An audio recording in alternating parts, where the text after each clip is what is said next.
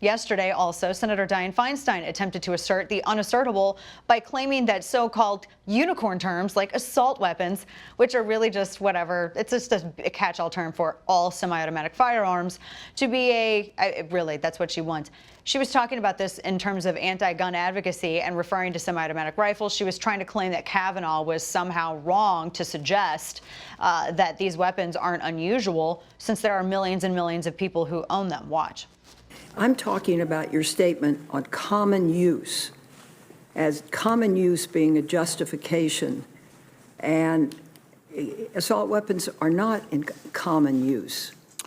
And Justice Scalia's opinion used that phrase. Then I think the next sentence of the opinion talked about dangerous and unusual weapons. And the court in Heller itself, the Supreme Court, struck down a D.C. ban on handguns. Now, most handguns are semi-automatic.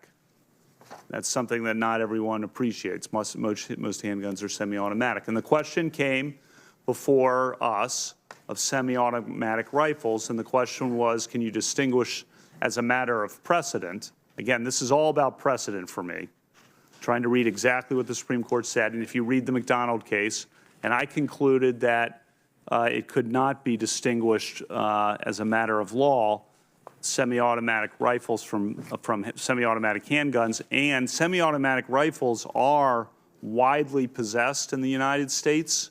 There are millions and millions and millions of semi-automatic rifles that are possessed. So that seemed to fit common use and not being a dangerous and unusual weapon. That was the basis of my dissent. In a nutshell, the basis of my dissent was I was trying to follow strictly and carefully the Supreme Court precedent. And I know you've read the opinion. You're saying the numbers determine common use? Common use is an activity. It's not common storage or possession, it's use. So what you said was that these weapons are commonly used. They're not. They're widely possessed in the United States, Senator, and they are used and possessed. So really, because I wrote about this at length when other individuals have tried to undermine Scalia's opinion in Heller, and that's exactly what Feinstein was trying to do here, was to pick apart and find some daylight. Now, posthumously, progressives love to act like Scalia was so smart in every single one of his opinions and all of his decisions and in every policy in which he supported, even though when he was alive, they dragged the man.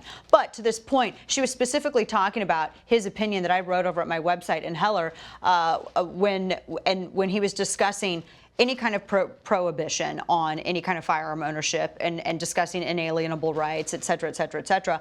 But then he very, very quickly touched on affrighting, which was during colonial era.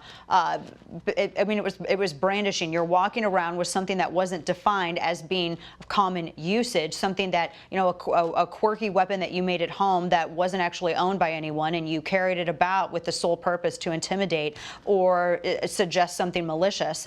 And that's what Scalia was actually referring to, and that's when he was discussing common use, what is and what is not common use. And Kavanaugh was correct, and when he said, look, common use, this is the most popular rifle that is owned in the United States. And yes, it absolutely is common usage, and Feinstein was trying to undermine the entire meaning of this. It was horrible logic from a woman who once held a press conference with Michael Bloomberg wherein they pointed all of the barrels at the press. I kid you not. Google that photo.